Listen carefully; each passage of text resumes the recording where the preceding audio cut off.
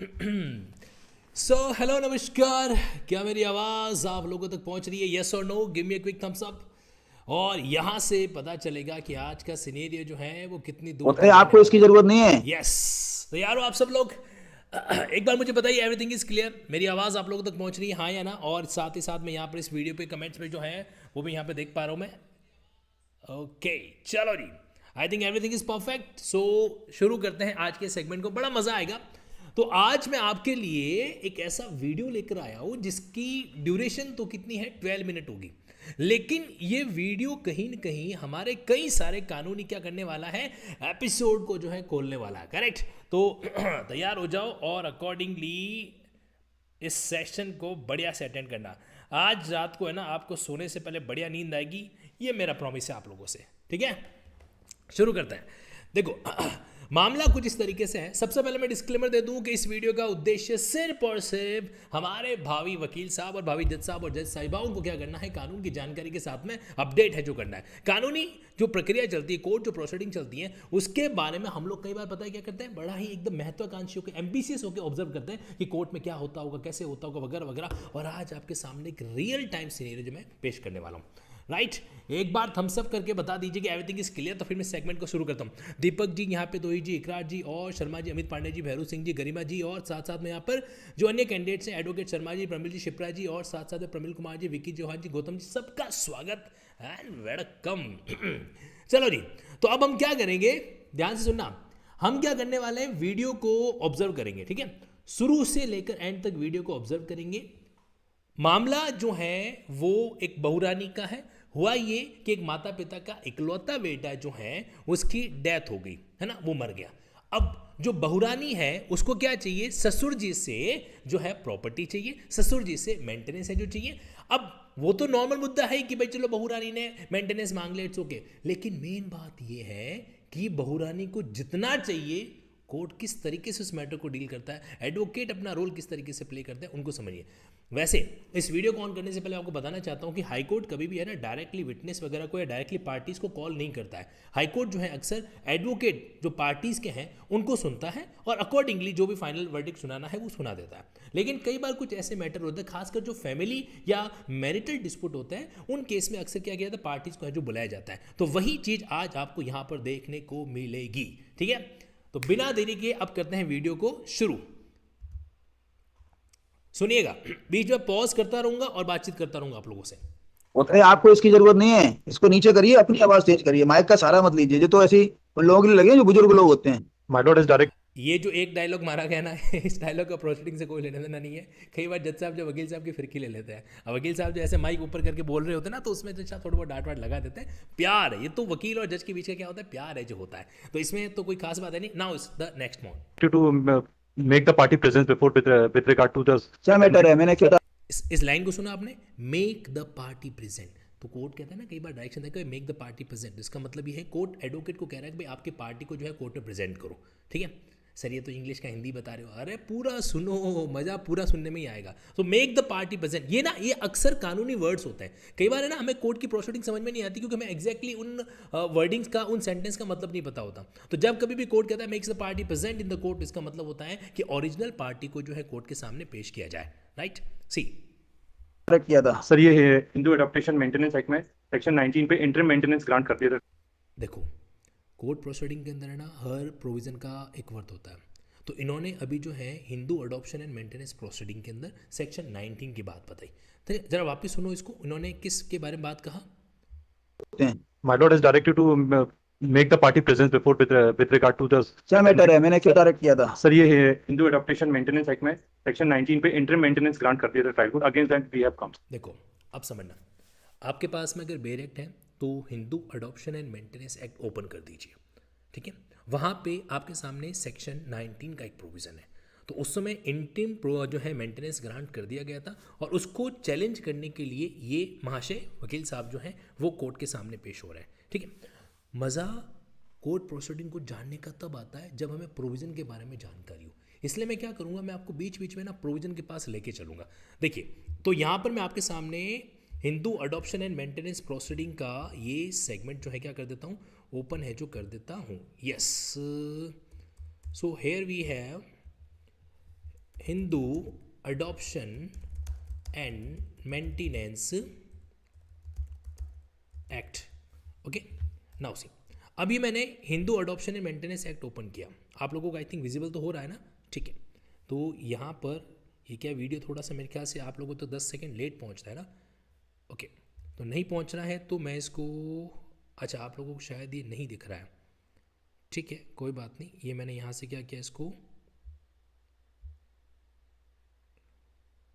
Display capture को वापस लेके आ जाता है, इसको हटा देते हैं यहाँ से और कहेंगे, क्योंकि देखो वो ना प्रोविज़न आप लोगों के लिए समझने बहुत ज़रूरी है। मेन जो एस्पेक्ट है हमें क्या करना है उस पर बढ़िया तरीके से वर्कआउट है जो करना है।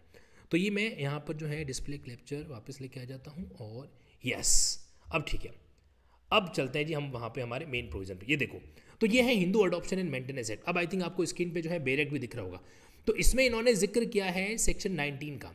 अब सेक्शन 19 किसको डील करता है कि जो विडो डॉटर इन लॉ है, विडो डॉटर इन लॉ का मतलब जो पुत्र वधू यानी कि बहू, जिसका क्या हो गया एक तरीके से जो विधवा हो गई, यानी कि जब बेटा मर जाता है तो बेटे की जो बहू होती है ना विधवा, उसके बारे में बात है जो यहाँ पर की जा रही है। तो सेक्शन 19 के तहत इनको क्या मिला, एक ऑर्डर मिला एंट्री मेंटेनेंस का। अब मजेदार बात यह है कि मेंटेनेंस के संबंध में आपके सामने प्रोविजन यहाँ पर भी है, ये जो अलग अलग मेंशन दे रखा है, मेंटेनेंस ऑफ डिपेंडेंट, अगर पति पत्नी के बीच का मेंटेनेंस तो आप हिंदू मैरिज के एक्ट के अंदर भी जा सकते हैं, वहां पर भी आपको जो है उसका जिक्र है जो कर रखा है। तो यहाँ पे जो क्या किया गया, एक तरीके से एंट्री मेंटेनेंस का ऑर्डर आया। तो मैं आपको ना पहले सेक्शन 19 रीड आउट कराऊंगा। देखो प्रोसीडिंग समझनी है तो कोर्ट के प्रावधान को जानना ही पड़ेगा, उसको जाने बिना तो कोई मजा नहीं आने वाला है, ठीक है। तो आज हम लोग अलग तरीके से पढ़ाई करने वाला है। जरा इस प्रोविजन को देखो, सेक्शन 19 क्या कहता है, अ हिंदू वाइफ चाहे वेदर मैरिड बिफोर और after the commencement of this act, इसको ब्रैकेट में डालना होगा, चाहे उस अधिनियम के लागू होने से पहले या बाद में जो है, shall be entitle to maintain after the death of her husband by her father in law. तो यहां पर क्या हो रहा है, ससुर जी की जिम्मेदारी बन रही है, बराबर। प्रोविजो क्या लिखा हुआ है, provided and to the extent that she is unable to maintain herself out of her own earnings और अदर प्रॉपर्टी। मतलब शर्त यह है कि अगर वो खुद को मेंटेन करने में कैपेबल है तो बात अलग होगी, तो फिर नहीं मिलेगा।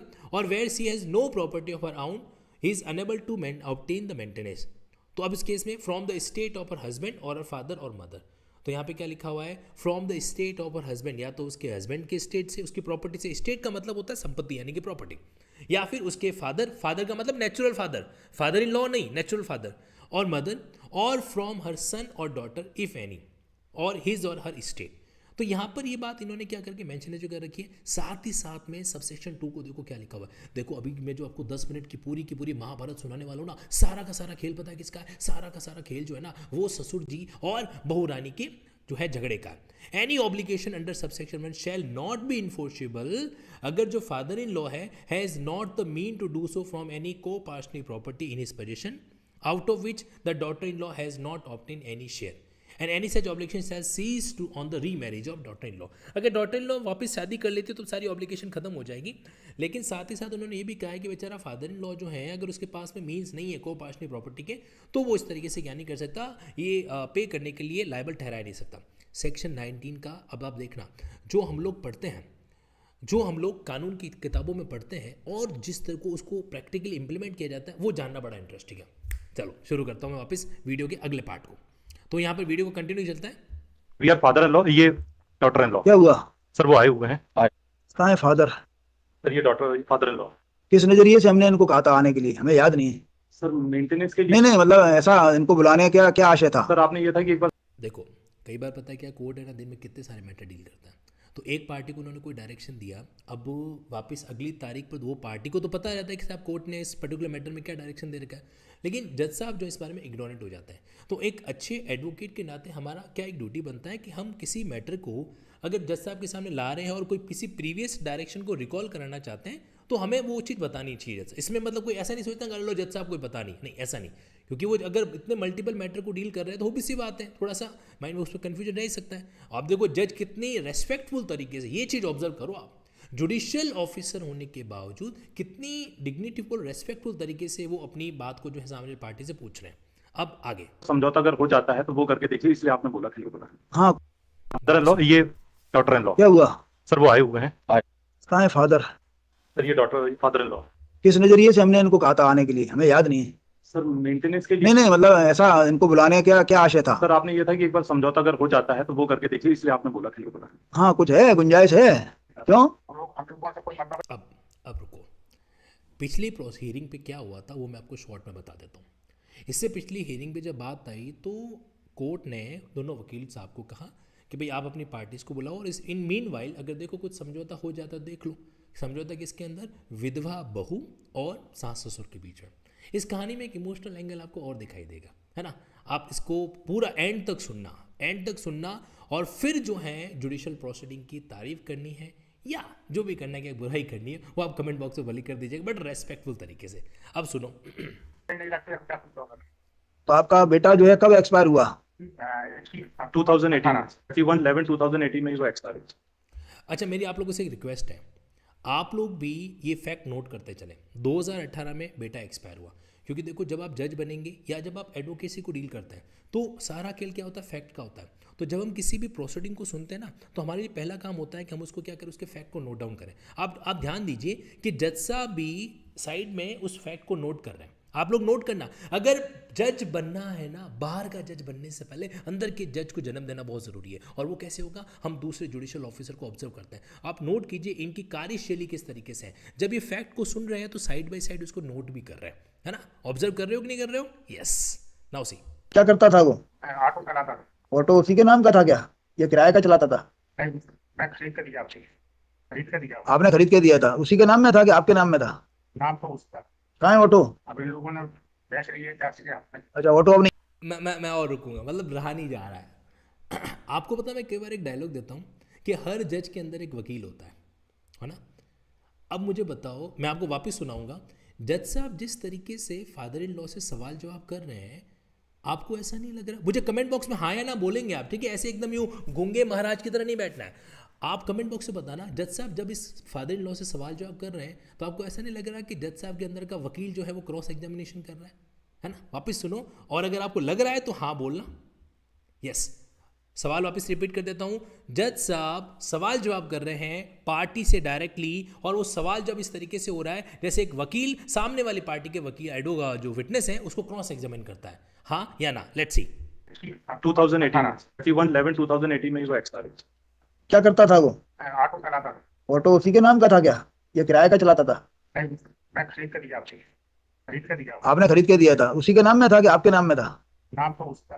कहाँ है ऑटो? अब इन लोगों ने बेच रही है टैक्सी के हाथ में। अच्छा, ऑटो अब नहीं है। और क्या है?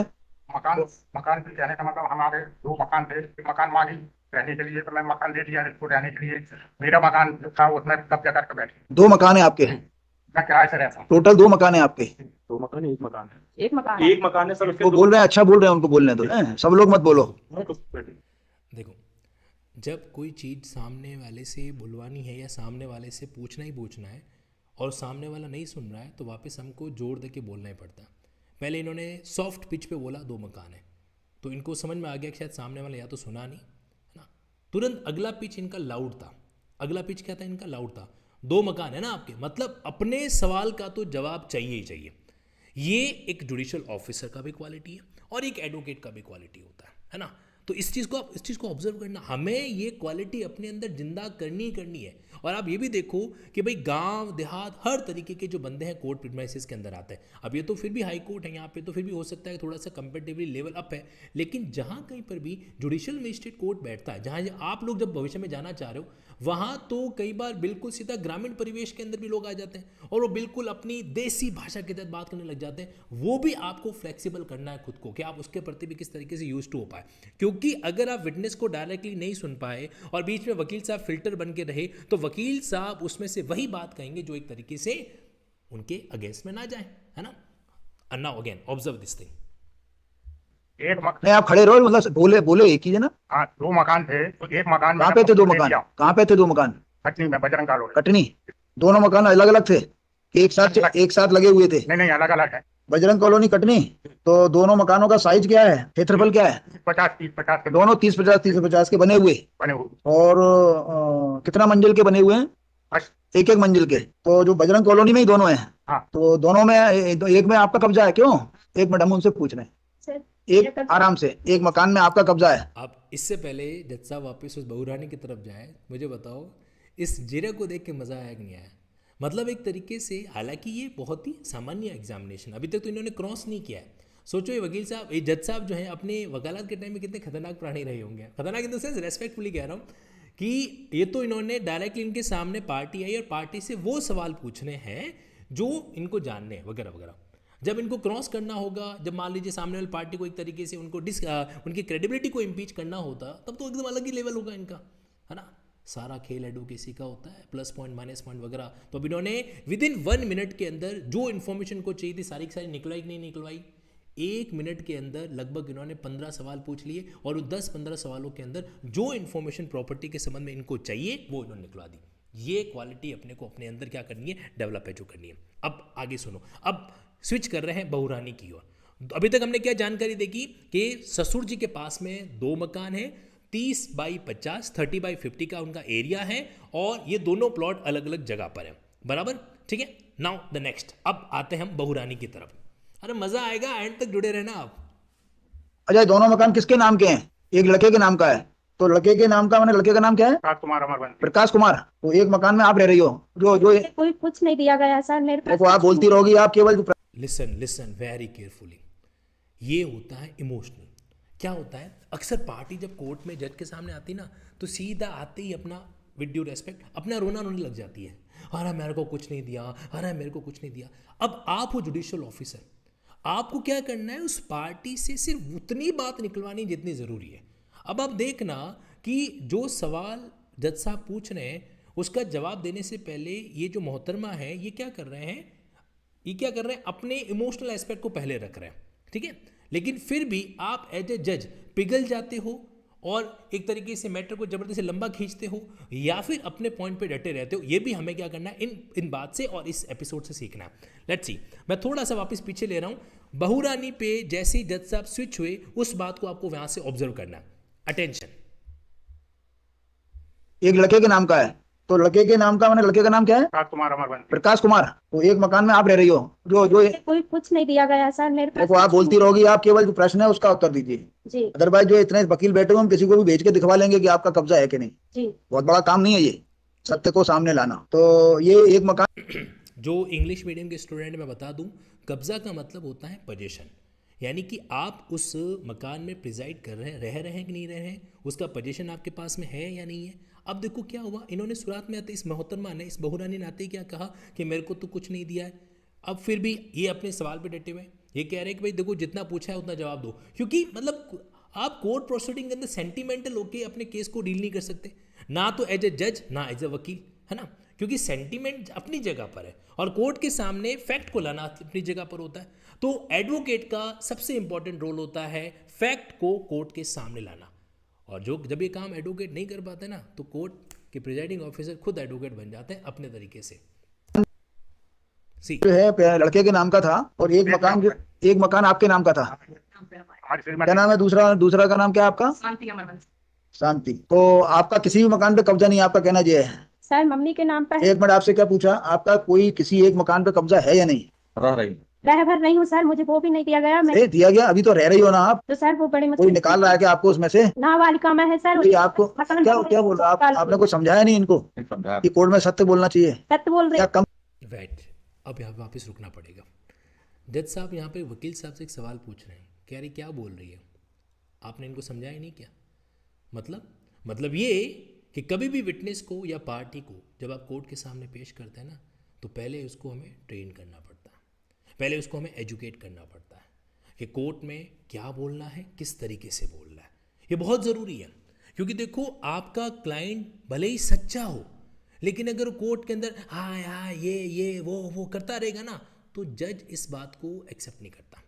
ये मैं आपको एकदम फैक्ट बात बता रहा हूँ, इस बात को अच्छे से नोट कर लीजिएगा कि हमें अपनी पार्टी को और अपने विटनेस को प्रॉपरली एजुकेट करके फिर क्या करना पड़ता है, कोर्ट में लाना पड़ता है। और ये बाकायदा एडवोकेट की ड्यूटी में आता है। और इसका लॉजिक आपने अभी इस वीडियो के अंदर देखा, जब ऑनरेबल जज साहब ने वकील साहब से पूछा कि अरे क्या बोल रहे हैं, आपने इनको बताया ही नहीं क्या कि कोर्ट के अंदर सच बोलना। मतलब ये क्या होता है, ये एडवोकेट का ड्यूटी होता है, इस बात को भी आप ध्यान रखेंगे। अब वापस आ जाते हैं, थोड़ा सा मैं इसको 10 सेकंड पीछे ले रहा हूँ और फिर इसको कंटिन्यू रखते हैं। कब्जा है या नहीं? रह रही रह भर नहीं हूँ सर, मुझे वो भी नहीं दिया गया। मैं दिया गया, अभी तो रह रही हो ना आप। तो सर वो बड़ी कोई मुश्किल निकाल रहा है कि आपको उसमें से? नाबालिका में है सर। कोई आपको क्या क्या बोल रहा है? आपने कुछ समझाया नहीं इनको कि कोर्ट में सत्य बोलना चाहिए सत्य बोल रही या कम बोलना चाहिए? बोल रही हूँ, झूठ नहीं बोल रही सर। मेरे पति की एक मकान आपके कब्जे में है ना, अभी रह रही हो ना सर, नाबालिका में है मेरे पति के नाम। आप? अपने उस मकान में रह रही हो ना? टूटा फूटा है सर। उसमें रह रही हो ना? जी रह रही हूँ। बस इतना बोलो अभी। जी। अच्छा, दूसरा मकान दैट्स ऑल। देखा, निकलवा लिया ना बात। ये जो बहू रानी है, ये एक्चुअली उस बात को एक्सेप्ट कहीं करना चाह नहीं रही थी कि हाँ भाई एक मकान मेरे पास है वगैरह। ये मैं ये नहीं कह रहा हूँ कि साजिश के तहत आई होगी, लेकिन आप इस बात को समझें। ये दूसरी बातें बता रही है। पहले तो बोला कि मेरे को ज़बरदस्ती रहने दे, रह रही हूँ, फिर बोला कि रहने दे नहीं रहे हैं वगैरह वगैरह, फिर बोलता टूटा फूटा है। अब जैसे, लेकिन जज साहब को तो एक ही बात पकड़ना था। कौन सा बात? पोजीशन तुम्हारे पास में है या नहीं है। और आपने नोटिस किया होगा कि जज साहब ने बड़ी ही बखूबी से विद इन 2 मिनट ये बात उनके मुंह से उगलवा दी। यस और नो? टैक्टिस, कला, पर्सनैलिटी। अब मुझे बताओ, इस केस में कोई नॉलेज, अपसेज में कोई लॉ का नॉलेज काम आ रहा है क्या? लॉ नहीं काम आ रहा है इस केस में। आपका व्यक्तित्व तो, आपकी पर्सनैलिटी बहुत बड़ा रोल प्ले कर रही है कि आप अपनी बात किस तरीके से कन्विंसिंग करवा रहे हैं। ओके, अब आगे बढ़ते हैं यहाँ पर।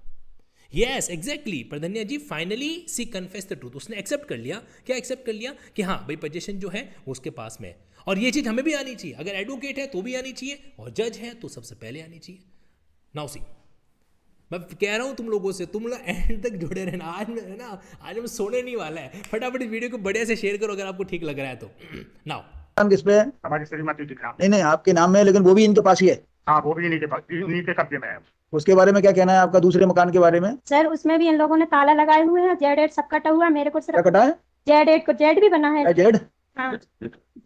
कमर्शियल बैठा हुआ है। तो चोरी से यानी कि इनने तो आपकी क्या इच्छा है? इसको कुछ देना है? सब कुछ है सर, उसको सब कुछ दे चुके हैं। ये दोनों मकान दे दिए? नहीं, दोनों क्यों गए? मैडम कहाँ रही? अरे तो ये रिकॉर्ड एम्प्लॉय में कोई बात नहीं। ये साहब अभी तक की फैक्ट की स्टोरी फटाफट सुनो। पार्टी दोनों कोर्ट के अंदर अपेयर हुए। हाँ, अरे आपसे कह रहा हूँ इधर देखो यार, तुम भटको मत यार, भटकना नहीं है। सुनो मेरी बात। अभी तक की स्टोरी ये है कि दोनों पार्टीज को कोर्ट में पर्सनली बुलाया गया। कोर्ट ने कोशिश की कि इन दोनों के बीच समझौता हो जाए कि नहीं हो जाए। दोनों पार्टी जाके, पार्टीज के अंदर कौन लोग हैं? 4 लोग आए। एक तो सासू जी आए, एक ससुर आया है और एक बहू रानी आए। एक और कैरेक्टर है, उसको अभी थोड़ी देर बाद बताऊंगा। तो 4 लोग आए। मामला ये है कि प्रकाश नाम का व्यक्ति, उसकी डेथ होगी और प्रकाश की वाइफ है। कौन? ये बहू रानी। और ये प्रकाश के माता पिता हैं। इनके पास में, ससुर जी के पास में 2 मकान है, जिसमें से एक मकान प्रकाश के नाम का है और दूसरा मकान जो है वो ससुर जी की मतलब इनकी वाइफ का नाम क्या है? शांति, उसके नाम का है। दोनों मकानों की साइज कितनी? 30 बाई 45। एक मकान के अंदर बहू रानी रह रही है और दूसरे मकान के अंदर क्या लगा, वो कह रही है कि इन्होंने ताला लगा रखा है, आगे एक बंदे को बैठा रखा है वगैरह वगैरह जो भी है। लेकिन कब्जा बहू रानी के पास में, लेकिन इन्होंने ताला जो है ससुर जी ने लगा रखा है। ऐसा कई बार होता है कि कब्जा जो है एक व्यक्ति लेके बैठा रहता है, दूसरा व्यक्ति आके उसमें ताला लगा के चला जाता है, फिर वापस पहला वाला व्यक्ति आता है, ताले के ऊपर ताला लगा के चला जाता है। आप लोगों ने कभी देखा? ताला लगाया हुआ है, ताले के ऊपर ताला लगाया हुआ है। इस तरह की सिचुएशन में अराइज होती है। अब आगे बढ़ते हैं। अब इस पॉइंट को वापस थोड़ा सा 5 सेकंड पीछे लूंगा और फिर वापस मूव ऑन करेंगे। को जेड भी बना है। जेड हाँ। कमर्शियल बैठा हुआ है। चोरी से यानी कि इनने तो आपकी क्या इच्छा है? इसको कुछ देना है? सब कुछ है सर, उसको सब कुछ दे चुके हैं। ये दोनों मकान दे दिए? नहीं, दोनों क्यों गए? मैडम कहाँ रही? अरे तो ये रिकॉर्ड एम्प्लॉय में कोई बात नहीं। ये साहब झगड़ा करती है, इसके वजह नहीं नहीं, आप 2 मकान में से एक मकान देना चाहते हो क्या? पूरा इसके नाम करना चाहते हो? दोनों में से कोई भी जो चाहेगी उसे ले लीजिए। पति का उसी को मिलेगा, हमारा नहीं नहीं, ऐसा नहीं। अरे मान लो एक बना हुआ दे दो इसको। नहीं बने, दोनों बने हैं, दोनों बोलिए पक्के टूटा फूटा है। है सर। टूटे फूट मेरे बच्चों की सर, मैं झूठ बोल रही हूँ, वो मेरे बच्चे हैंगे दोनों। इन लोगों ने मुझे कुछ भी नहीं दिया सर। खेत तो ये दे तो रहे हैं आपके सामने, बोल तो रहे हैं, दे तो रहे हैं, सर, ये तो रहे हैं। वो बोल रहे हैं पूरा मकान इनने सर जैन कॉलोनी मकान बना लिए दोनों लड़कियों के नाम तो पे। क्या हो गया? नहीं बनाए? अब देखो, अब स्टेटमेंट सुनना। अब बहू को प्रॉब्लम क्या है कि इन्होंने अपनी दोनों बेटियों के नाम से मकान बना लिए जैन कॉलोनी के अंदर। ठीक है, अब ये रिलेवेंट फैक्ट है कि नहीं? सुनना, समझना। आप लोग रिलेवेंसी पढ़ते हो कि नहीं पढ़ते हो? फैक्ट्स की रिलेवेंसी एविडेंस के अंदर। अब आप लोगों ने रिलेवेंसी ऑफ फैक्ट को थ्योरेटिकली पढ़ा है, लेकिन रिलेवेंसी ऑफ फैक्ट को कितना फास्ट हमें क्या करना पड़ता है, अप्लाई करना पड़ता है जब प्रोसीडिंग चल रही होती है, इसको आप समझना। मैं फिर से रिपीट कर रहा हूँ। रिलेवेंसी ऑफ फैक्ट, तथ्यों की सुसंगतता, जो हम एविडेंस के कानून के अंदर पढ़ते हैं, एक थ्योरेटिकल एस्पेक्ट होता है। जब आप कोर्ट प्रोसीडिंग में चीज़ों को डील कर रहे होते हैं तब उसको कितना फास्ट हमें अप्लाई करना पड़ता है, वो आपको अगले 10-15 सेकंड के वीडियो में पता चलेगा। क्या फैक्ट है? बहू रानी ने आरोप लगाया कि इन्होंने अपनी बेटियों के लिए जैन कॉलोनी में 2 मकान बनवाए। ठीक है, अब वीडियो को वापस मैं थोड़ा सा रिवर्स कर रहा हूँ 5 सेकंड तक, फिर इस वीडियो को वापस कंटिन्यू सुनेंगे अपन, ठीक है। 3, 2, 1 अटेंशन, रिलेवेंसी ऑफ फैक्ट पकड़ना है आपको। अगर आप में से जो कैंडिडेट रिलेवेंसी ऑफ फैक्ट को पकड़ पाता है वो मुझे कमेंट बॉक्स में यस लिखना, ठीक है। ये समझ लीजिए कि आपका एक ओरल टेस्ट है। हैगा सर, टूटे फूट मेरे बच्चों के सर, मैं झूठ बोल रही हूँ, वो मेरे बच्चे हैंगे दोनों। इन लोगों ने मुझे कुछ भी नहीं दिया सर, खेत तो ये दे तो रहे हैं आपके सामने, बोल तो रहे हैं, दे तो रहे हैं, ये तो रहे हैं। वो बोल रहे हैं पूरा मकान इनने सर जैन कॉलोनी मकान बना लिए दोनों लड़कियों के नाम तो पे। क्या हो गया, नहीं बनाए भाई, आपको भी कुछ दे रहे हैं, उनके नाम भी बना रहे हैं। बताओ पकड़ में आया कि नहीं पकड़ में आया? मुझे बताओ, बेटियों के नाम पे ससुर जी ने कोई मकान बनाया, तो ये इस केस में ससुर को मेंटेनेंस देना होगा सासू माँ अपने बहू रानी को, इस केस में रिलेवेंट है क्या? यस और नो? आंसर आना चाहिए। बताइए, प्रिंसिपल सर जी यहाँ पर पदनिया जी हैं, साथ साथ शुभम कुमार जी हैं। मुझे बताओ, मेंटेनेंस का मामला चल रहा है, बहू रानी किसे मेंटेनेंस मांग रही है? ससुर जी से। Section 19 Hindu adoption maintenance act, ठीक है। तो अब उसमें ससुर जी ने अपनी बेटियों के लिए मकान बनाया, इज इट रिलेवेंट और नॉट? इज इट रिलेवेंट और नॉट? ध्यान रखना, इट इज नॉट रिलेवेंट। इसीलिए जज साहब ने तुरंत बोल दिया, हाँ तो क्या हुआ, नहीं बनाए क्या? जज साहब का जो स्टेटमेंट था ना, हाँ तो क्या हो गया, नहीं बनाए। अगर एक बाप ने अपनी बेटी के लिए मकान बना लिया तो क्या हो गया, क्या गलत हो गया इसके अंदर? क्योंकि उसका इसके कोई रिलेवेंसी है ही नहीं, तो ये रिलेवेंट नहीं था। ये बड़ा इंटरेस्टिंग मामला है ना। आप समझो कि जो चीज़ कनेक्टेड नहीं है उसको क्यों जबरदस्ती रिलेवेंट बना रहे हो? अब बहू रानी तो सेंटिमेंटल में कह रही है, और मेरी ननद के लिए मकान बनाया। अरे बना दिया तो बना दिया, बाप ने अपनी बेटी के लिए बनाया, और तुम्हारा मामला उससे तो कनेक्टेड है नहीं। तुम तो ये चाहते हो कि तुम्हें मेंटेनेंस मिलेगा या नहीं मिलेगा, प्रॉपर्टी मिलेगी कि नहीं मिलेगी, किससे? ससुर जी से। टू द पॉइंट, आगे बढ़ते हैं। क्या करना चाहिए? अभी इसकी शादी नहीं हुई। एक मिनट, आप आपसे पूछ रहे हैं क्या भाई? वो आपको भी दे रहे हैं ना भाई, अदरवाइज जो पति का मकान है, पति का मकान हमने इसलिए देखो सेकंड पॉइंट, बहुरानी ने क्या बोला सुनना यार, ये बहुत शानदार कहानी है। बहुरानी ने बोला, क्या बोला कि बेटियों के लिए जैन कॉलोनी में 2 मकान बना दिए। जज साहब ने बोला था हाँ क्या हुआ, नहीं बनाए क्या? क्योंकि इररिलेवेंट था, इसलिए जज साहब ने ध्यान दिया नहीं। सासू माँ को बात चुप गई। ये जो बीच में सासू माँ खड़े हैं, शांति देवी, इनको बात चुप गई, जो गुलीबन पहन कैसे बैठे। उन्होंने कहा कि बेटियों की अभी तक शादी नहीं हुई है वगैरह वगैरह। तो अब उन्होंने रिप्लाई दिया, इररिलेवेंट क्वेश्चन का आंसर भी इररिलेवेंट होता है। इस लाइन को वापस सुन लो, मैंने क्या कहा? इररिलेवेंट क्वेश्चन का आंसर भी इररिलेवेंट होता है, हाँ या ना? ठीक है। तो इसीलिए सासू माँ की उस बात को जज साहब ने तुरंत ही क्या कर दिया, नज़रअंदाज कर दिया। आप लोगों ने ये बात नोटिस की? यस और नो? आप लोगों ने ये बात नोटिस की कि नहीं की? मुझे बताओ। मैं आप लोगों से सवाल जवाब पूछूंगा, इस सिर्फ वीडियो को दिखाने के लिए नहीं आया हूँ। इस वीडियो के अंदर मैं वाकई में आप लोगों के नॉलेज से जानना भी चाहता हूँ और सीखना भी चाहता हूँ।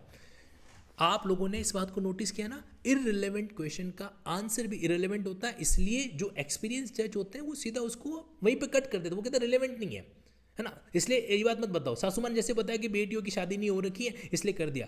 वेरी गुड रश्मि जी, बहुत अच्छे। यही हमें क्या करना, ऑब्जर्व करना। अब आगे बढ़ते हैं वापस। आप वापस सुनो, बीच में शायद आपको सासू माँ की आवाज़ आई कि नहीं आई, मैं वापस सुना रहा हूँ आपको। वो बोलेंगे कि बेटियों की शादी नहीं हुई और जज साहब उस बात को कट करेंगे। Let's see. देन तो रहे हैं, ये तो रहे हैं। वो बोल रहे हैं पूरा मकान इनने सर जैन कॉलोनी मकान बना लिए दोनों लड़कियों के नाम तो पे। क्या हो गया, नहीं बनाए भाई, आपको भी कुछ दे रहे हैं, उनके नाम भी बना रहे हैं, क्या करना चाहिए? अभी इसकी शादी नहीं हुई। एक मिनट, आप आपसे पूछ रहे हैं क्या भाई? वो आपको भी दे रहे हैं ना भाई, अदरवाइज जो पति का मकान है, पति का मकान हमने इसलिए बुलाया था, पता लग गया पति की क्या संपत्ति, पति का केवल एक ही मकान है और कोई संपत्ति तो नहीं है। तो पति का जो मकान है वो पूरा देने को तैयार है आपको। अदरवाइज आपका तो हिस्सा है, सो है माता जी का भी हिस्सा होता है पति की संपत्ति में, उस मकान को बंटवा लेंगी आपसे। खड़ी रहे। Very good, very good. कुछ नया सुनने को मिला। एक बहू रानी और एक माता पिता, माता पिता का बेटा मर गया। अब बहू रानी जो है 2 मकान में से हिस्सा मांग रही है, जिसमें से एक मकान का नाम किसके ऊपर है? पति का। आपको पता है हिंदू सक्सेशन कानून के अंदर जब भी कोई व्यक्ति, जब भी कोई मेल पर्सन की डेथ हो जाती है तो उसकी जो प्रॉपर्टी, और मेल पर्सन ने किसी तरह का कोई वसीयत वगैरह नहीं लिखा है, कोई विल नहीं लिखी हुई है, तो उस केस में किन लोगों का सबसे पहले अधिकार होता है? तो ये हमारे कानून में दे रखा है। और अगर आप देखना चाहते हो तो मैं अभी आपको दिखा भी देता हूँ। तो वहाँ पर आपको लिखा हुआ मिलेगा कि पत्नी का अधिकार होता है, बच्चों का अधिकार होता है और माँ का अधिकार होता है ना। अब मैं आपको पहले वो प्रोविज़न पढ़ाता हूँ और फिर हम जज साहब की इस एक लाइन को वापस सुनते हैं और आप तय करना, आप देखना कितना इंटेलेक्चुअल लेवल जो है स्पॉन्टेनियसली जो है इस्तेमाल करते हैं हमारे जज साहब। तो मैं यहाँ पर आपको लेके चल रहा हूँ कहाँ पे? हिंदू सक्सेशन कानून के जो सक्सेशन की लिस्ट के जो ऑर्डर दे रखे हैं वहाँ पे। चलो भाई देखो आज टाइम लगेगा लेकिन सीख के जाएंगे। Done, very good. अब देखो मैं यहाँ पे लेके चलता हूँ आपको, जैसे कि मैंने यहाँ पे ओपन किया, ये रहा हिंदू सक्सेशन एक्ट। जैसे ही ये बात हुई, जो बहू रानी ने बोला कि भाई ये मेरे पति का है वगैरह वगैरह, तो उन्होंने कहा कि भाई एक मकान आपको राजी खुशी दे रहे हैं, ले लो, वरना ये जो सासू माँ है यानी कि जो डिसीज हस्बैंड की जो मदर है वो इसमें एक राइट है जो रखती है। अब आप ध्यान से देखना, यहाँ पर आपके सामने एक सेक्शन 8 है, दिख रहा है आपको? Section 8 general rule of succession, मैं थोड़ा और जूम आउट कर देता हूँ, ये है हिंदू सक्सेशन कानून का प्रोविजन।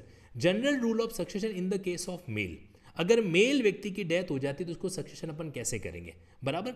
अब यहाँ पर मैं आपको सेक्शन 8 पे लेके जाता हूँ और सेक्शन 8 के बाद हम इस स्केड्यूल पर आएंगे। अगर आप लोगों ने नज़र हटाई तो ये प्रोविज़न जो है आपसे बाउंसर हो जाएगा एकदम। आज प्रैक्टिकल तरीके से आपको पढ़ाई करवा रहा हूँ, अटेंशन। क्या लिखा हुआ है, पढ़ो इसको मेरे साथ साथ में। The property of male Hindu dying interstate, interstate का मतलब होता है निर्वसियत, अगर उसकी मृत्यु हो जाती, डाई यानी कि मरना। अगर कोई मेल हिंदू जो है, अगर कोई पुरुष हिंदू बिना वसीयत के मर जाता है तो उसकी property shall devolve according to the provision of this chapter. सबसे पहले उसकी प्रॉपर्टी किसको मिलेगी, तो क्या लिखा हुआ है, सबसे पहले उसकी प्रॉपर्टी मिलेगी अपॉन द हेयर्स। कौन से हेयर्स, जो कि उसके रिलेटिव है। कौन से रिलेटिव, जिनका जिक्र क्लास 1 ऑफ स्केड्यूल में दे रखा है। कहाँ दे रखा है, क्लास 1 ऑफ स्केड्यूल के अंदर जो दे रखा है। तो सबसे पहले प्रॉपर्टी उनको मिलेगी, शेड्यूल 1 के क्लास 1 वाले रिलेटिव को, और उसके बाद में सेकेंडली नंबर पर जो आएंगे वो आएंगे। अच्छा, अब मैं आपको लेके चल रहा हूँ क्लास 1। क्लास 1 कहाँ पे दे रखा है, स्केड्यूल में। मैं फिर से आपको याद दिलाना चाहता हूँ, ये मैं प्रोविज़न आपके सामने क्यों रख रहा हूँ, क्योंकि जज साहब ने एक लाइन बोली कि देखो एक मकान दे रहे हैं, ले लो, वरना जो मकान दे रहे हैं ना उसमें भी इनकी मदर का अधिकार है। अब ये हमारे पास में स्केड्यूल है। आज तक आपने स्केड्यूल को रटने की कोशिश की, आज आप इसको प्रैक्टिकली समझने की कोशिश करना। तो ये देखो, अब ये जो आपके सामने स्केड्यूल है, इसमें इन्होंने क्या कर रखा है, इस तरीके से मैटर दे रखा है, ठीक है। इसमें आप फर्स्ट लाइन नोटिस करो, सन बेटे को हिस्सा मिलेगा, डॉटर को हिस्सा मिलेगा, विडो जो विधवा है उसको हिस्सा मिलेगा, यानी कि बेटा मर गया तो बहुरानी को हिस्सा मिलेगा, और साथ ही साथ में मदर को भी हिस्सा मिलेगा।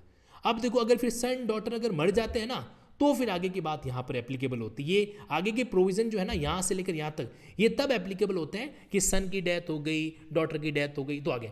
अभी हम लोग जो है, सन भी जिंदा है, डॉटर भी जिंदा है, और मदर भी जिंदा है, वाइफ भी जिंदा है, जो विडो है वो भी जिंदा है। तो अब जो है क्लास 1 के अकॉर्डिंग किसको मिल रहा है, 1 2 3 4। तो अब इन्होंने, जज साहब ने जो कहा, मुझे बताओ, यानी कि जज साहब को Hindu succession act section number 8 schedule number 1 class 1 की पूरी जानकारी है ना।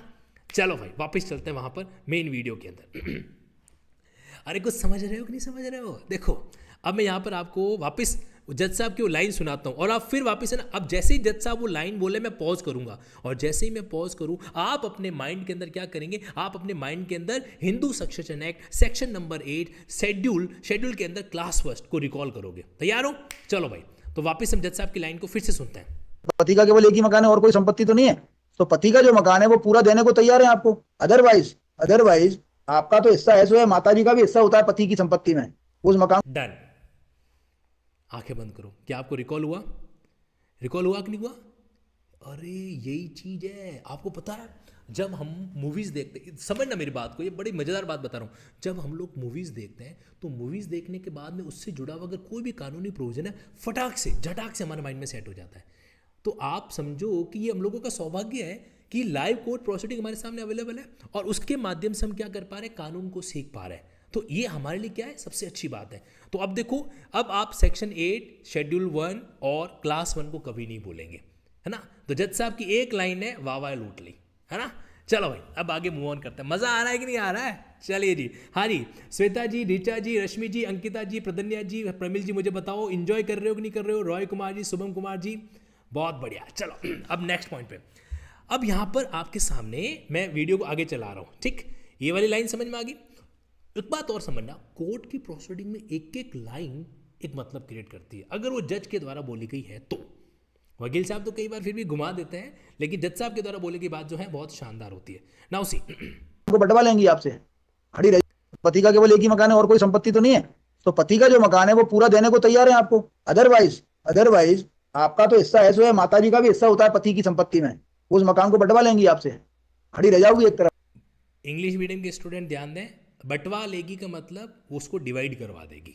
ठीक है, आप में से कुछ फिरंगी प्राणी होंगे जो बाहर से पढ़ के आएंगे, सर हमको हिंदी समझ में नहीं आता है, तो नहीं आता है तो बता देता हूँ कि बंटवा लेंगी मतलब एक तरीके से उसका बंटवारा करा देंगे, है ना, पार्टीशन करवा देंगे, डिवाइड करा देंगे उसको। और कानूनन कुछ मिलना नहीं है। आप अभी यदि ये मकान आपको पूरा मिल जाता है तो राजीनामे का जो है इस तरह का आपका फाइनल कर देंगे और एक मकान की मालिक हो जाओगी आप। अदरवाइज कानूनन उस मकान में भी इनका हिस्सा है और जो पति की प्रॉपर्टी नहीं है उसमें आपका कोई हिस्सा नहीं है आज के कानून के हिसाब से। बाद में 2 बातें बताई इन्होंने। जो पति की प्रॉपर्टी है उसमें पति की माँ का हिस्सा है, एक बात। दूसरी बात, जो प्रॉपर्टी पति की नहीं है उसमें कानूनी रूप से आपका कोई हिस्सा नहीं है, दूसरी बात। वापस सुनो, अभी यदि ये मकान आपको पूरा मिल जाता है तो राजीनामे का जो है इस तरह का आपका फाइनल कर देंगे और एक मकान की मालिक हो जाओगी आप। अदरवाइज कानूनन उस मकान में भी इनका हिस्सा है और जो पति की प्रॉपर्टी नहीं है उसमें आपका कोई हिस्सा नहीं है आज के कानून के हिसाब से। बाद में कोई सरकार आपके पक्ष में अलग से कानून ले आए तो उसका पता नहीं। आपको कुछ समझ में आया वकील साहब? इसमें इंटरिम मेंटेन देखो जज साहब भी बड़े मजे लेते हैं कभी कभी वकीलों के।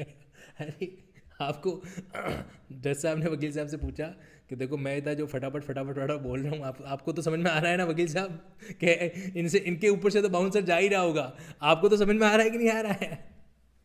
तो मतलब कई बार है ना कोर्ट प्रोसीडिंग बड़ी इंजॉयबल होती है ना, कि मतलब जज साहब भी कह रहे हैं यार क्या पता मैं वन में बोलता जा रहा हूँ। कई बार जैसे मैं भी पढ़ाता हूँ ना, तो पढ़ाते मेरे को स्टूडेंट से पूछना पड़ रहा है, समझ में तो आ रहा है ना? हाँ, तो वैसे कोई जज साहब कह रहे हैं आपको तो समझ में आ रहा है ना भाई जो मैंने क्या कहा? क्योंकि जो प्रेजेंट का लॉ है वो यही है कि जो हस्बैंड की प्रॉपर्टी उसमें से आपको राइट मिल जाएगा, जो हस्बैंड की प्रॉपर्टी नहीं है उसमें से आपको राइट नहीं मिलेगा। चलो भाई आगे मूव ऑन करते हैं। यहाँ पे इंजॉय करना तुम लोग है ना, रिलैक्स होकर सेशन को अटेंड करो, पढ़ाई का लोड मत लो, रिलैक्स होके। सी मेरी बात समझिए आप, इंटीरियर मेंटेनेंस छोड़िए, ये जो ऑर्डर है गलत है, प्राइमा फेसी। अभी आप बहस करेंगे, केवल जो है पति की संपत्ति में ही से इसका राइट मिलेगा। कोई ऐसी संपत्ति जो पति की संपत्ति पिता को नहीं मिली है, आप उससे कैसे वसूल कर सकते हो? एक भी जजमेंट नहीं बता पाओगे, उसको देख लिया हमने कि उसी में लिखा हुआ है, सेक्शन 19 में लिखा, पढ़िए 19 क्या बताइए, सेक्शन 19 की एक चीज आप लोगों ने मिस कर दी, मैं वापस सुनाऊंगा, ठीक है? आप लोगों ने आज तक सुना है कि कई बार जो है वकील एग्रेसिव तरीके से बोलते हैं तो जज खामोशी से सुनते हैं।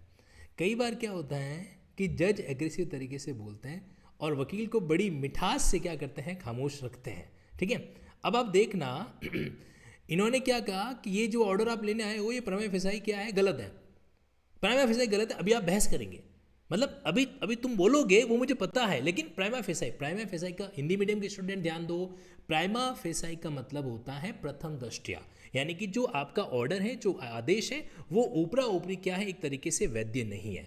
ठीक, अभी आप बहस करोगे, मतलब अभी आपको बहस करने का मौका मिलेगा, वो एक अलग बात है, लेकिन अभी प्राइमा फेसाई क्या है, अवैध। और फिर जाते जाते क्या करते हैं, ये तुम्हारे जजमेंट सारे देख लिए मैंने, तुम्हारे फेवर का कुछ नहीं है, मतलब जज साहब ने सारा मैटर जो है क्या कर रखा है, ऑब्जर्व कर रखा है। और कई बार क्या होता है कि अनुभव भी जो है बहुत कुछ सिखा देता है। इससे पहले मान लो कितने सारे केसेस आए होंगे, है ना? लाओ सी अब देखो वकील साहब, इसमें इंटरिम मेंटेनेंस का मेरी बात समझिए आप, इंटीरियर मेंटेनेंस छोड़िए, ये जो ऑर्डर है गलत है, प्राइमा फेसी। अभी आप बहस करेंगे, केवल जो है पति की संपत्ति में ही से इसका राइट मिलेगा। कोई ऐसी संपत्ति जो पति की संपत्ति पिता को नहीं मिली है, आप उससे कैसे वसूल कर सकते हो? एक भी जजमेंट नहीं बता पाओगे, उसको देख लिया हमने कि उसी में लिखा हुआ है, सेक्शन 19 में लिखा, पढ़िए 19 क्या बताइए, सेक्शन 19 की लैंग्वेज अच्छे से समझ लीजिए, वो लैंग्वेज ऐसी नहीं है। अब आप लोग है ना, अब आप लोग एक कोर्ट प्रोसीडिंग के अंदर सेक्शन को कैसे पढ़ा जाता है, सेक्शन की लैंग्वेज को कैसे ऑब्जर्व किया जाता है, उसको समझेंगे। तैयार हो?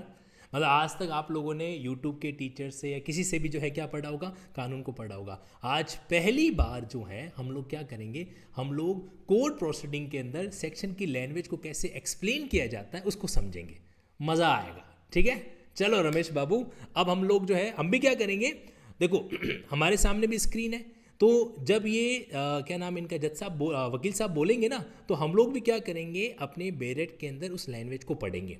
लेट्स सी कि आप जो है पति के मरने के बाद, सेक्शन कौन सा, Hindu adoption maintenance act section 19, ठीक है। और जज साहब ने कहा है कि वो बात उसी में लिखी हुई है।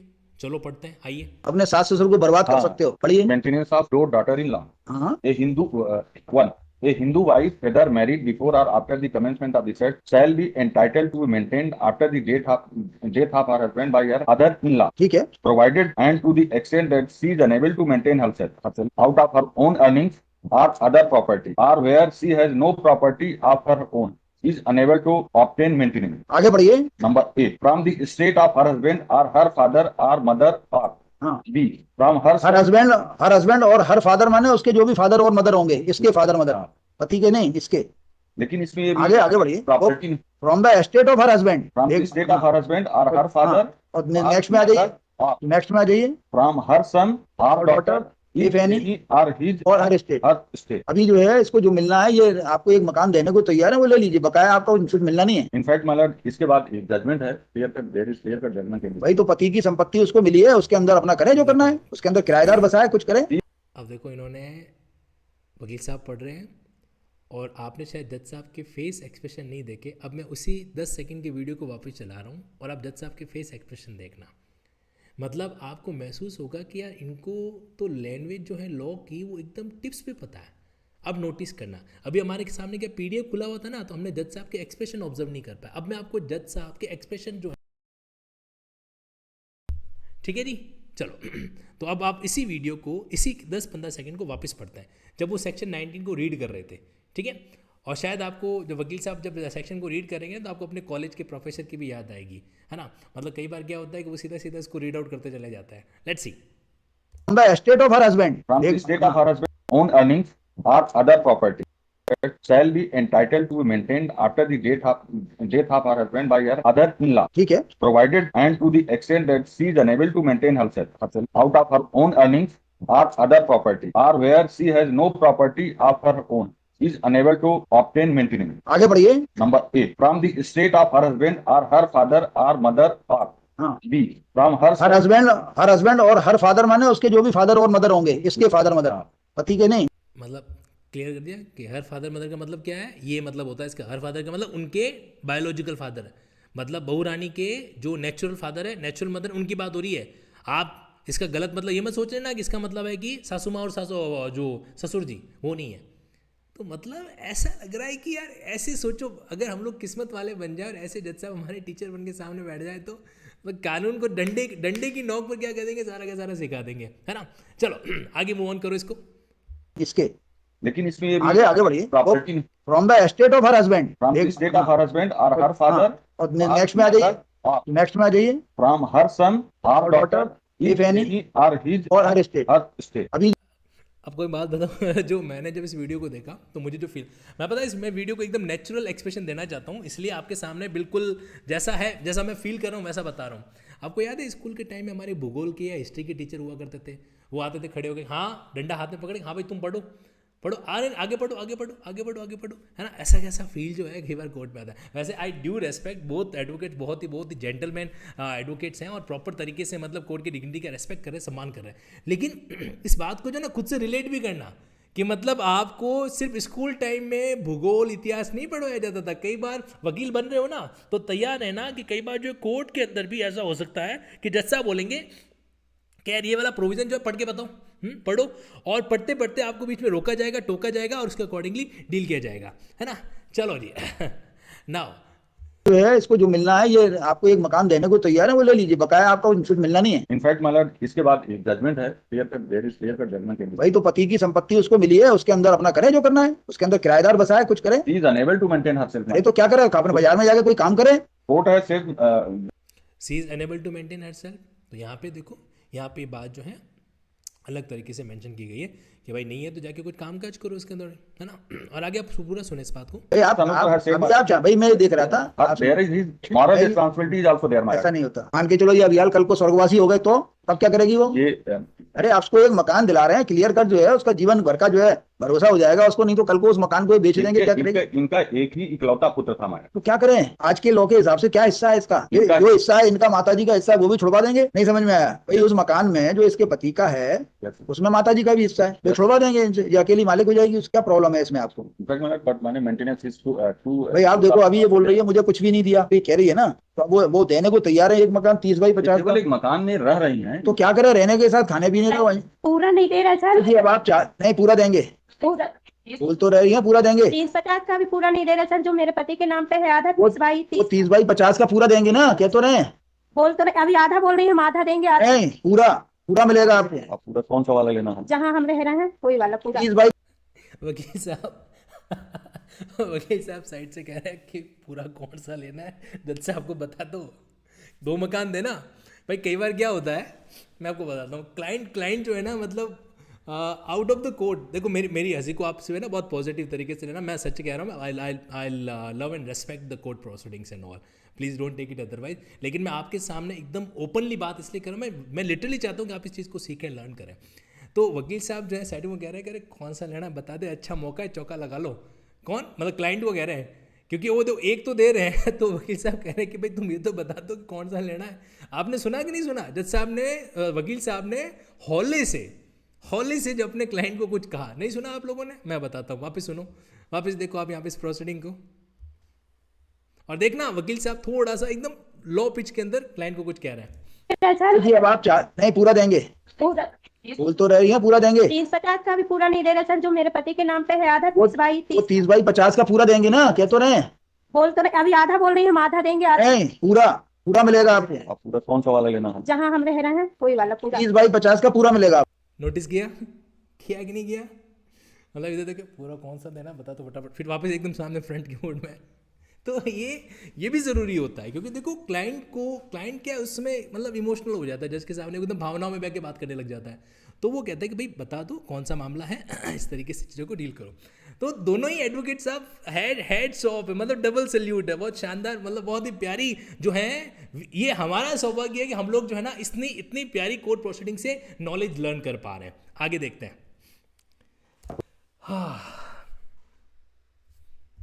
वो बता दिया मेरा है, लड़का का है। लड़के वाला पूरा मिलेगा आपको, उसमें गड़बड़ी नहीं कर सकते। इस पर विचार कर लीजिए वकील साहब, इसको बड़ा एडजन कर देते हैं अभी 1-2 दिन के लिए, अदरवाइज वो यदि ये इसमें क्या ऑर्डर लगाया हुआ माय लॉर्ड, देखिए इसमें क्या ऑर्डर होगा मुझे नहीं मालूम, लेकिन 30 बाई 50 का एक मकान मिल जाएगा, इसके भी काम आएगा, इसके बच्चों के भी काम आएगा, और free from this honour court has decided मतलब आप मकान लेना नहीं चाहते क्या? काम तो चाहता हूं माय लॉर्ड। मकान चाहते हो तो फिर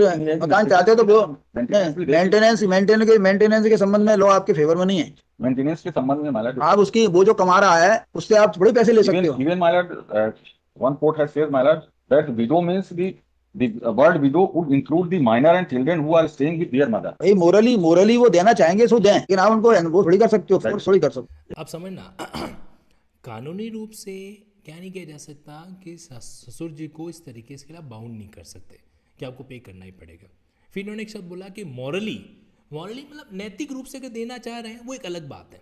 नैतिक रूप से कि हाँ भाई चलो मेरा बेटा मर गया, बहू रानी है, पोते पोती वगैरह, वही देना चाहे अलग बात है। लेकिन आप जाते जाते मैं एक डायलॉग भी सुनना, पता है जज साहब भी कई बार ना अच्छा ताना मार देते हैं, है ना। और अब आप देखना कि बहू रानी को एक थोड़ा सा ना एक क्या कहते हैं व्यंग्य जो है वो करने वाला है। लेट ऑब्जर्व इट, अटेंशन, कान एकदम खुले रखना, ठीक है। क्योंकि मुझे नहीं पता, खबर अगर छूट गई ना किसी कारण से, मिस हो गई, तो वापस रिपीट नहीं हो पाएगी।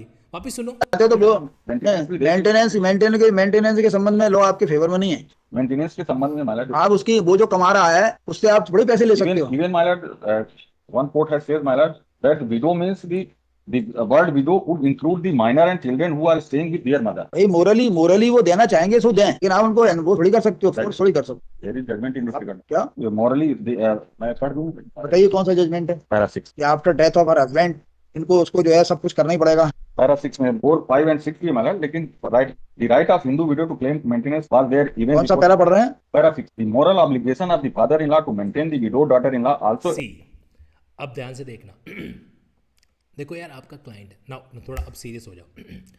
अब आपका क्लाइंट है, अब आपका क्लाइंट किसी कारण से कोई लीगली राइट नहीं भी रख रहा है किसी चीज़ को लेकर, और आप मना तो कर नहीं सकते। हम लोग प्रैक्टिकली कभी क्लाइंट को नहीं कह सकते अरे यार तेरे केस में कोई दम ही नहीं है, कहेंगे तो फिर क्लाइंट आपके पास क्यों अपना फाइल देगा? सीधी सी बात है, बी प्रैक्टिकल, है ना। तो कई बार हमें उसको क्या करना पड़ता है, दिलासा देना पड़ता है कि वी विल फाइट, हम लड़ेंगे। तो अभी इन वकील साहब ने कितनी अच्छी एक रिसर्च की कि वो एक ऐसा जजमेंट ढूंढ के लाए, क्योंकि देखो लीगल ऑब्लिगेशन का तो कोई जजमेंट है नहीं, तो एक जजमेंट ढूंढ के लाए जिसमें कोर्ट ने क्या किया, एक गाइडलाइन दी थी कि भाई मॉरल ऑब्लिगेशन है। कौन सी ऑब्लिगेशन? मॉरल ऑब्लिगेशन, नैतिक जिम्मेदारी है कि भाई आप जो है क्या कर सकते हो, अगर चाहो तो इनको दे सकते हो, ठीक है। तो वकील साहब का एफर्ट ये रहा कि भाई और लीगल ऑब्लिगेशन का कोई जजमेंट मिला नहीं, कहीं कानून के प्रावधान में है नहीं, तो मॉरल ऑब्लिगेशन का एक जजमेंट कहीं पर एक लाइन अच्छी दिख गई जजमेंट के अंदर, वो आप लेके आए, ताकि एटलीस्ट प्रयास तो हो। बिना प्रयास के हार जाए तो फिर क्या मज़ा है ज़िंदगी के रणभूमि का, है ना, वही चीज़ है।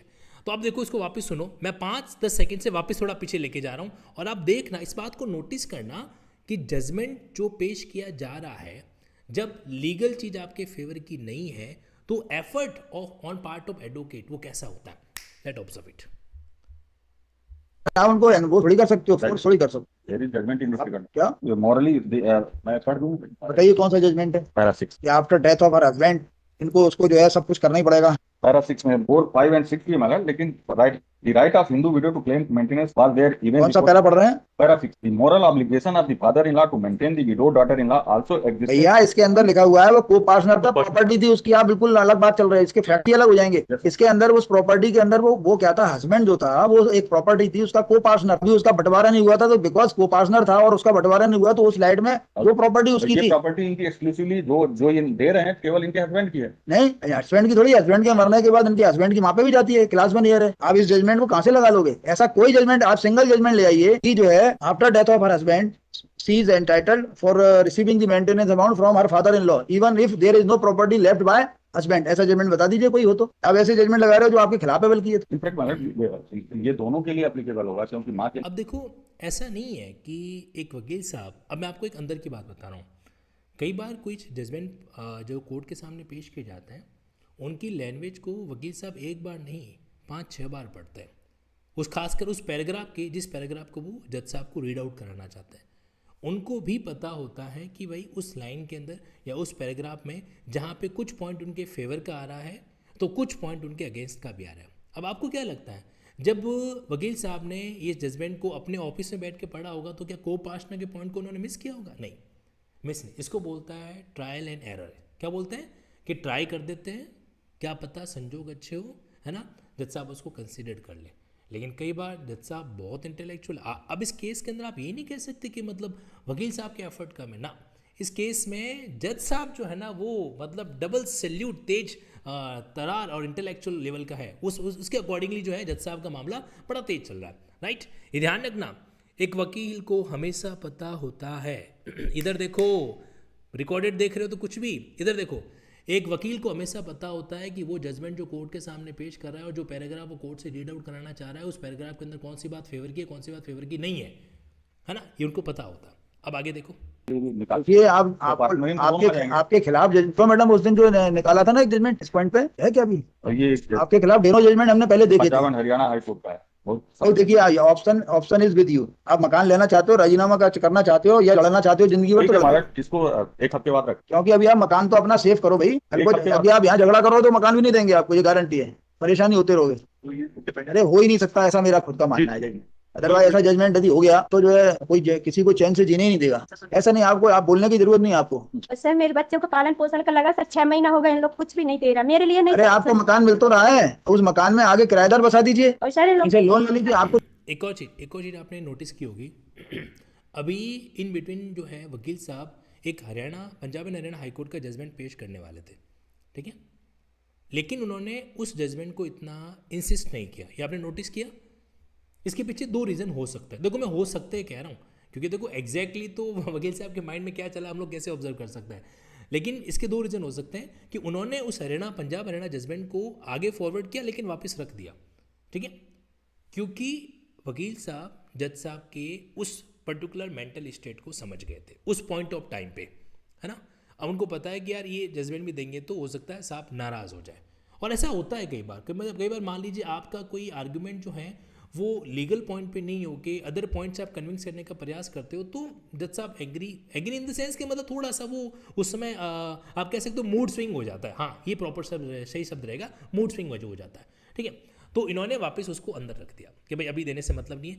एक तो ये बात, दूसरी बात, एक आपने और नोटिस किया होगा, सुना होगा, वकील साहब ने जो बहुरानी के वकील साहब उन्होंने बोला कि ठीक है साहब इसको अगले हफ्ते रखते हैं, मतलब अगले हफ्ते रखने का इन्होंने रिक्वेस्ट कर रहे हैं वो। तो अब आप समझना, क्योंकि 1 सप्ताह का उन्होंने समय मांगा है, क्योंकि अभी अगर हाँ में हाँ भर दिया, जैसे मान लो कोर्ट ने पूछ लिया बहुरानी से सपोज करो और हाँ में हाँ भर दिया तो जज साहब तो वो अभी ऑर्डर पास कर देंगे, बोल देंगे भाई जब ये तुम्हारी पार्टी तैयार है तो फिर तुम क्यों मना कर रहे हो, जब आपकी पार्टी रेडी है तो फिर आप जो है क्यों यहाँ पे इसको मतलब एक तरह से डिनाई कर रहे हो, है ना। तो 1 सप्ताह बाद ये भी अपना आप एक इंपॉर्टेंट पॉइंट है जो होता है। बस आखिरी 10 मिनट इस वीडियो को समाप्त करने वाले हैं अपन। Yes. काम करिए, ऐसा थोड़ी होता है। आप भी मारते कुछ, सर इन लोगों ने मेरे को, मेरे पास मोबाइल नहीं, गाली गलौज बहुत मारे टोरे, जब से यहाँ जाके इन लोग के आप कुछ काम भी करिए। ऐसा थोड़ी होता है कि अब इनके ऊपर भरोसे रहोगी। पति एक्सपायर हो गया, मकान छोड़ गया आपके लिए, वो दे रहे हैं, क्लियर कर रहे हैं मकान, और क्या चाहिए भाई सर। अभी मेरा 6 महीना का खर्चा लगा है और इन लोग आपको? को ना मेरे बच्चों के लिए दिलवाइएगा आप। इन्होंने जो स्टे मांगा हुआ मैडम उसका सर, compliance सब नहीं किया ठीक ले गए, अभी तक इन्होंने एक भी मेंटेनेंस नहीं कुछ नहीं किए सर, और ना मेरे को दिया दिए ना कुछ नहीं। 10,000 का आदेश वो है। अलग बात है, पहले आपस में ये देखो मकान चाहिए या नहीं चाहिए, बकाया इसका डिसीजन हम कर देंगे, हमें कोई प्रॉब्लम थोड़ी है। वो तो इनके इंटरेस्ट में ही है, इनको बुलाया था कि अल्टीमेटली क्या हो सकता है, और बकाया कुछ इनके बच्चों के लिए क्या मन में इच्छा है वो कर दीजिए, जुलाई में स्कूल का ड्रेस बच्चे को दिलवाए और क्योंकि आपके नाती पोते हैं। आपका बेटा एक ही था और भी है? एक बेटा है, कितने बच्चे हैं आपके? 2, एक बेटा एक बेटी। वो भी है। लेकिन जाते हैं जो उनकी मदद कर सकते हो वो करो, कोई बुराई नहीं है, उस पर भी विचार कर ले, जो आपकी इच्छा से, जो आपकी। सर मेरे बच्चे आए हैं, बच्चों से पूछ नहीं लाई। अरे जब अभी क्या आप लोगों बच्चों से पूछिए सर, मैं झूठ बोल रही हूँ। अभी आप लोगों के संबंध में तनाव है, जिस दिन तनाव खत्म हो जाएगा तो ये समस्या खत्म हो जाएगी, फिर ये जो अपनी गोदी में बैठा के खिलाया करेंगे। दादाजी जो है, मेरे पास रहते थे, माँ बाप के पास मेरा जैसे अभी आपके बीच में तनाव है, जिस दिन तनाव खत्म हो जाएगा तो आप लोग एक दूसरे के घर में बैठ के जो है अभी आगे भी रहोगे, इस तनाव को खत्म करने के लिए ये वाली बात, ठीक है? अभी विचार करो आप लोग, ये मैटर निबट जाएगा ना। और जिस दिन तनाव खत्म होगा, ये भले बहू से मिले, इंग्लिश मीडियम के स्टूडेंट, मैटर निपट जाएगा। निपट जाएगा मतलब मैटर डिस्पोज हो जाएगा, ठीक है? निपटना, निपट जाना वगैरह इसको अपन डिस्पोज बोलते हैं। हालांकि गांव देहात के अंदर आप जाके इसी शब्द को इस्तेमाल करेंगे ना तो इसके कुछ अलग अर्थ भी निकल जाते हैं।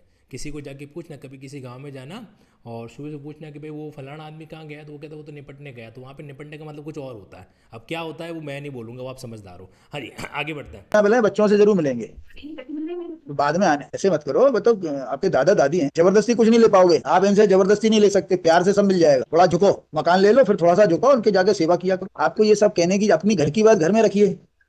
सर जब जो पेट्रोल जला के आग लगा के मार सकते हैं बहू को, जब पति नहीं रहेगा तो बच्चे किसके होंगे? अरे तो आपको मकान दे रहे हैं, अपने घर में अलग रहो। अब देखो, अब है ना, अब विमेंस कार्ड खेल दिया बहू रानी ने।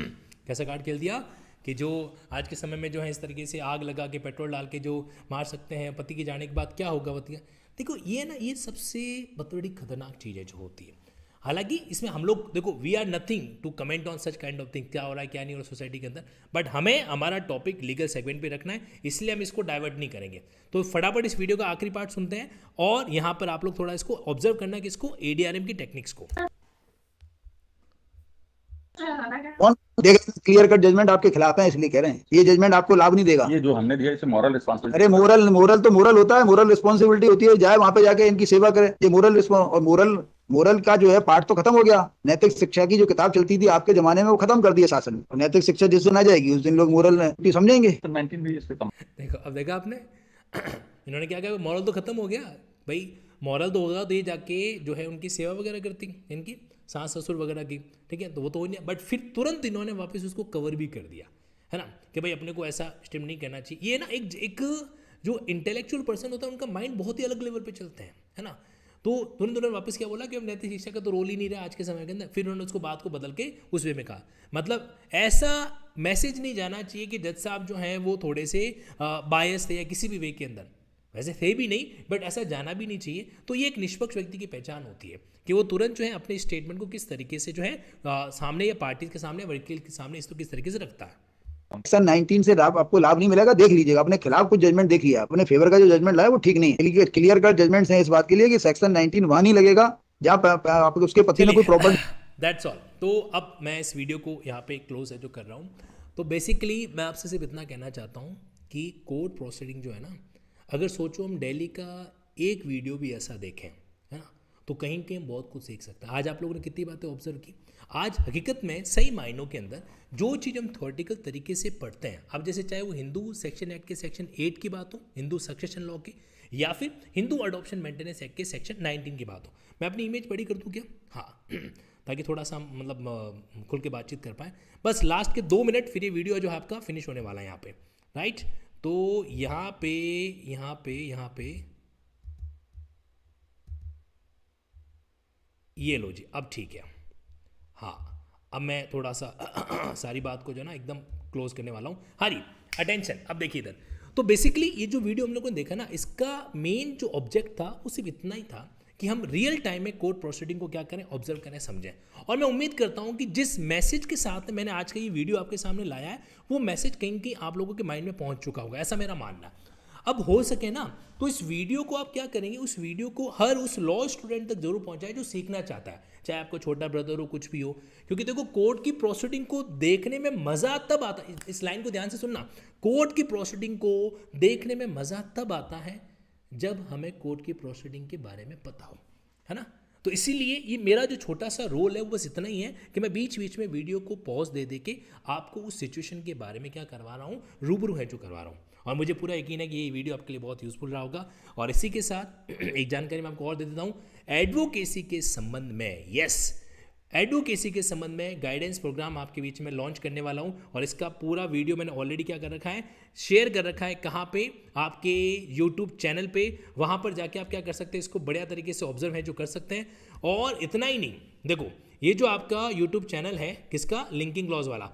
अब देखो जी, यहाँ पर मैं आप लोगों को जो है कमेंट्स भी बता देता हूँ कि ये रहे हमारे बीच में कमेंट्स। तो यहाँ पर आप देख पा रहे हैं अलग अलग स्टूडेंट जो हैं। आपको ये वीडियो कैसा लगा मुझे जरूर बताइएगा। मलिक जी कह रहे हैं सर ऐसा वीडियो सर रोज लाया करो। बिल्कुल मलिक जी, प्रयास रहेगा इस संबंध में। अब आप देखो, जब आप इस चैनल पे जाएंगे ना, लिंकिंग लॉ यूट्यूब चैनल पे, सबसे पहले चैनल को अपना प्यार जरूर दे दीजिएगा, है ना।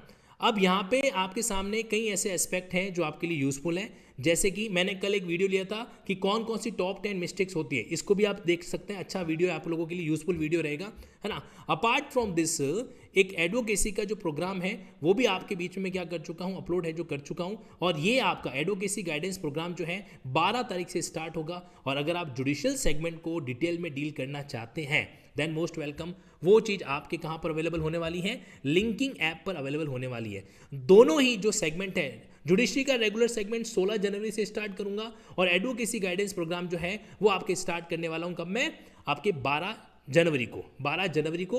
Okay, so B ready for that. मुझे उम्मीद ही नहीं, पूरा विश्वास है कि ये एडवोकेसी गाइडेंस प्रोग्राम, अगर आप वकालत की फील्ड में खुद को मजबूत करना चाहते हैं, आपके लिए बहुत शानदार जो है साबित होने वाला है। और इस तरह की कई सारी वीडियो जो है आपके बीच में बहुत डिटेल में डिस्कस करने वाला हूं। So be there, be ready for that segment. हमें हर हाल में एक बेहतरीन अधिवक्ता जो है बनना ही बनना है। और एक बात जाते जाते सुना रहा हूं आप लोगों को, वकील नहीं बने तो जज, एक प्रभावी जज बनने की संभावनाएं खत्म हो जाती है। ठीक है, थैंक यू सो मच। और एंड में आपके कमेंट्स जो है वो जो यहाँ पर दिख रहे हैं, फटाफट जाते जाते अपने शहर का और अपने राज्य का नाम बता दीजिए फटाफट।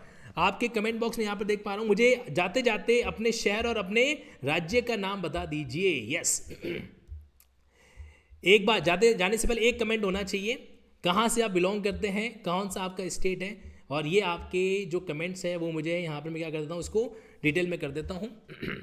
यस, और फिर ये सेशन समाप्त हो चुका है। Dularam ji Thakur ji, thank you so much for your feedback and love.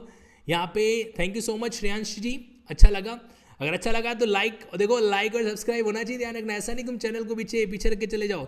Sirohi से मीना जी, वेरी गुड। ग्वालियर मध्य प्रदेश से कपिल शर्मा जी हैं, यूपी से हमारे मलिक जी हैं। अयोध्या यूपी से हमारे टेक्नो रवि जी हैं। अहमदाबाद गुजरात से रिंकू राजपुरोहित जी हैं। यूपी लखनऊ से काव्या आस्थाना जी हैं। बिहार से शुभम जी हैं। जिन जिन का नाम आ रहा है ना, इस चैनल को अपना ना प्यार और स्नेह और सम्मान हमेशा बना के देते रहना। ओके, पुणे से हैं लुनान लिशा जी। अलीगढ़ यूपी से रजत ठाकुर जी हैं। टीकमगढ़ से हैं हमारे, और साथ ही साथ में राजस्थान माउंट आबू से हैं तनशीरा जी। ओके, साथ साथ मेरठ से हैं अमरदीप जी। पारुल जी कहाँ से हैं, पारुल गौतम जी हैं दिल्ली से। उसके बाद प्रिया भारती जी कहाँ से हैं, बिहार दरभंगा से। अंजलि मिश्रा जी हैं हमारे उत्तर प्रदेश वाराणसी से। गुजरात से सुरेश कुमार जी। इलाहाबाद से मोहम्मद सिद्दीकी जी हैं। और मुजफ्फरनगर से हमारे कौन कौन है यहाँ पे, सजलाम जी, आज हिंदी।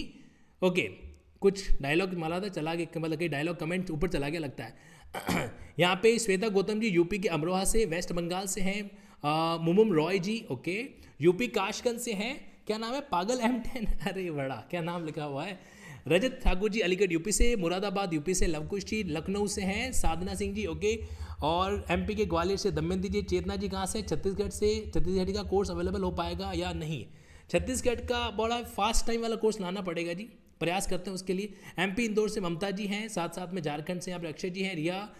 ऋचा शुक्ला जी शाहजहांपुर से यूपी से हैं। जयप्रकाश कौरी जी और लखनऊ से उत्तर प्रदेश से। साथ ही साथ वेस्ट बंगाल। ओके, हाँ बिल्कुल, मुमुम रॉय चौधरी शायद वेस्ट बंगाल स्टेट से हैं बिल्कुल आप। Thank you so much for connecting with the linking laws. Gujarat Bhavnagar से अंकिता व्यास जी हैं, भावनगर के गांठी बड़े फेमस है जी। काव्या आस्थाना जी हैं कहाँ से? सर बस करो आप परेशान हो जाएंगे नहीं ऐसा कभी नहीं हो सकता। आप लोगों का नाम मुझे एक अलग ही एनर्जी देता है। जो कैंडिडेट थक गए हैं वो कैंडिडेट कोई बात नहीं, चले जाइए। और महाराष्ट्र के कोल्हापुर से सूरज जी हैं, वेरी गुड। यूपी से ओके चलो जी, thank you so much everyone, thank you so much.